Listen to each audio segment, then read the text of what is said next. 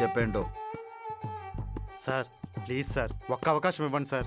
నీకు already chance ఇచ్చారా, నువ్వే జాబ్ వద్దు అనుకుని వెళ్ళిపోయావు. సార్ మీరు కుమారిని గోకడానికి కదా నన్ను వద్దనేస్తున్నారు. ఏ అదేం లేదు. నాకు తెలుసు సార్, మీరు అమ్మాయిని ట్రై చేస్తున్నారని. నేను వెళ్ళిపోయినప్పుడు చాలా హ్యాపీగా ఫీల్ అయ్యారని. ఇప్పుడు నేను మళ్ళీ వస్తే అమ్మాయిని గోకడానికి అవ్వదని ఆలోచించి నన్ను వద్దనేస్తున్నారు. ఇదంతా నీకెలా తెలుసు? నా ఎయిత్ సెన్స్ చెప్పింది సార్. సరే ఇవన్నీ వదిలేండి. మీరు మళ్ళీ నన్ను జాబ్లో జాయిన్ చేసుకుంటే మీకు కుమారికి లవ్ సెట్ చేస్తాను. ఆ తర్వాత మీ ఇష్టం. నువ్వు లేకపోతే ఆ పిల్ల ఆటోమేటిక్గా నాతో మాట్లాడుతుంది. నీకు జాబ్ మాత్రమే ఇవ్వను. సరే సార్ బాయ్. ఈ రోజు నుంచి కుమారికి daily love quotes, future reels అన్నీ షేర్ చేస్తా. You take care sir. I'll take care sir. రే నువ్వు ఆ పని మాత్రం చేయకురా. రేపటి నుండి వచ్చి పని చేసుకో. ముహూర్తం ఏమైనా ఉందా సార్? అంటే ఈ రోజు నుంచి వర్క్ చేస్తే కంపెనీ రేంజ్ మారుద్దని.